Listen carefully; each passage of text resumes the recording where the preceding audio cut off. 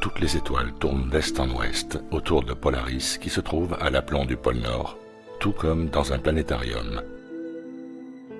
L'amplitude du ciel qui nous est visible dépend de l'endroit où nous nous trouvons et de la direction de notre regard. Cependant, le planétarium de notre Terre est si vaste que la perspective ne vous permet pas de voir toutes les étoiles, quel que soit votre point de vue.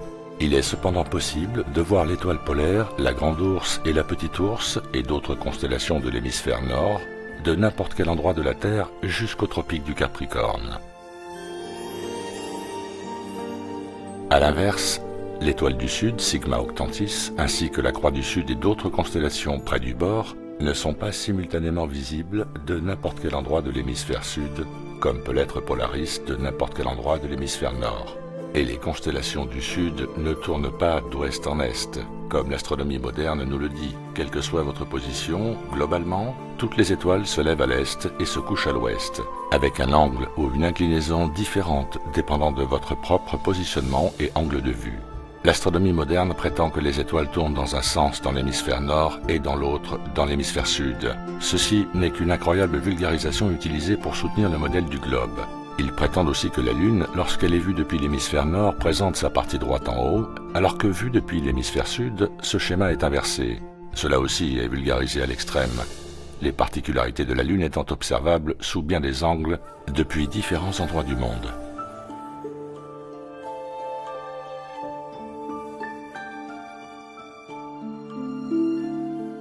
Plus vous allez vers le sud à partir du pôle Nord, plus l'étoile polaire et les étoiles environnantes déclineront dans le ciel sous l'effet de la perspective. Donc, si vous êtes au pôle Nord, Polaris sera à un angle de 90 degrés juste au-dessus de votre tête, alors que sous des latitudes plus méridionales, comme sur l'image, Polaris sera à plus ou moins 45 degrés. L'étoile du Nord est fixe et toutes les autres étoiles tournent autour d'elle. Celles qui lui sont le plus proches tournent très lentement, et plus vous vous éloignez du centre, plus la rotation s'accélère progressivement. Quelques fondamentaux avant de commencer. Voici comment notre champ de vision fonctionne. Tout ce qui se trouve dans la partie sombre est derrière l'horizon. De par son éloignement et sa hauteur, le ciel est beaucoup plus visible que la Terre. Exemple de quelqu'un situé au pôle Nord, dont le champ de vision comprend un gros morceau de ciel et un petit morceau de terre. Les étoiles tournent autour du dôme. Voilà à quoi cela ressemble depuis le sol. Le cercle 1 correspond à un filet d'étoiles proche du centre.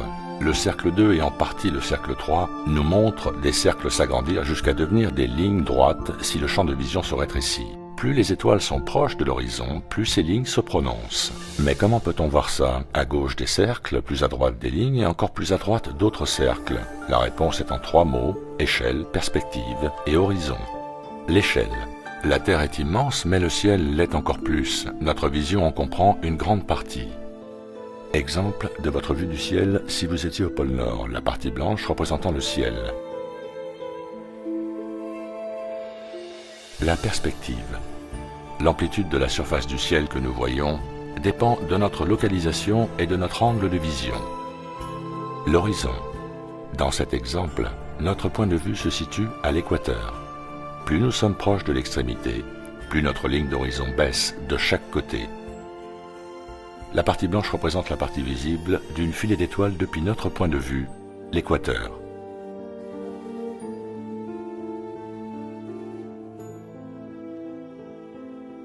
Les points jaunes représentent la limite de l'horizon de la filée d'étoiles.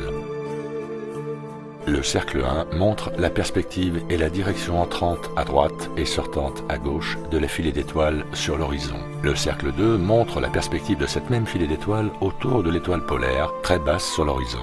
Voici la raison pour laquelle nous voyons un deuxième cercle se dessiner sur l'horizon. C'est un effet d'optique, de perspective, qui rend notre horizon plat et transforme le cercle en ligne. Et cet effet d'optique crée l'illusion d'un deuxième pôle, alors qu'en réalité ce n'est qu'une distorsion massive de notre perspective produite par l'immensité de notre ciel. On pourrait aussi imaginer un ciel plat et non voûté. Les étoiles ne s'éloignent jamais les unes des autres. La distance qui les sépare ainsi que leur schéma de répartition sont toujours identiques. Dans certaines parties de l'hémisphère sud, la croix du sud sera visible toute l'année, et dans l'hémisphère nord, l'étoile du nord sera visible à l'aplomb du pôle nord.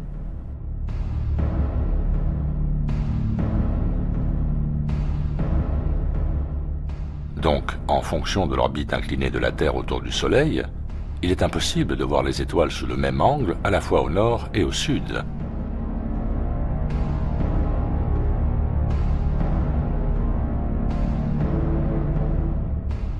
Après un orbite de 180 degrés, la Terre perd son alignement avec l'étoile polaire.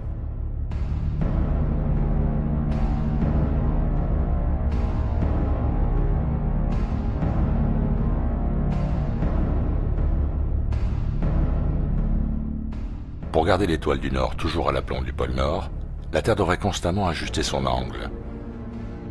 Donc si les gens situés au Nord peuvent voir Polaris au-dessus du pôle Nord, il n'est pas possible que dans le même temps, les gens situés au Sud puissent observer la croix du Sud à l'aplomb du pôle Sud. Comment un photographe peut-il prendre des clichés du ciel nocturne en exposition lente s'il se trouve sur une Terre qui tourne ?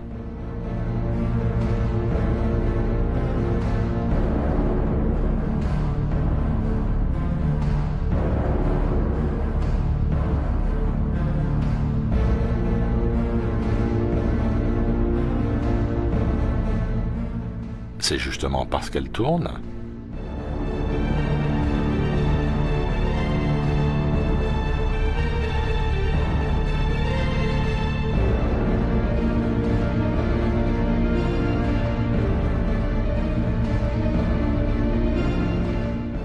Nous savons que le photographe ne tourne pas et qu'il est immobile.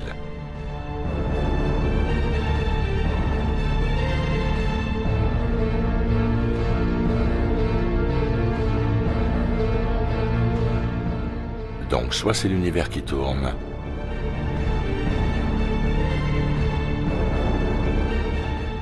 soit c'est lui, sur la Terre.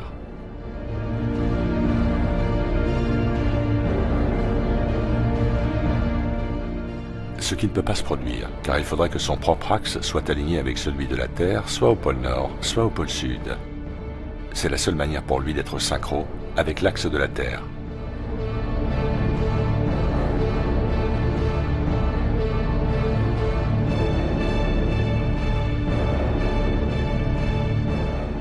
Et une personne qui se tient à l'équateur ne tourne pas, elle fonce à 1600 km/h, et pas du tout sur son propre axe.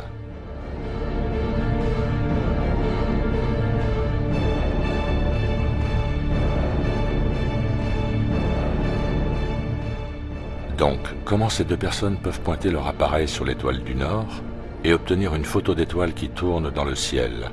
Eh bien, il faut qu'elles soient sur le même plan et que l'univers tourne autour d'elles.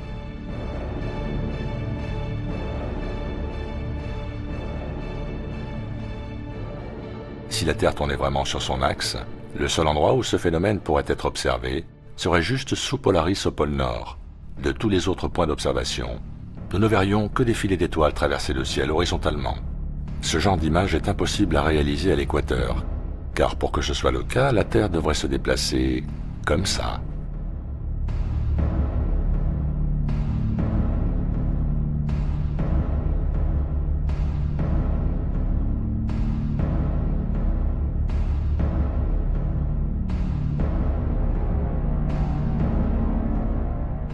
Remarquez le parcours circulaire parfait autour de Polaris, l'étoile du Nord, située au point le plus haut du dôme, juste à l'aplomb du pôle Nord, l'immuable centre magnétique de l'univers, autour duquel tout révolutionne.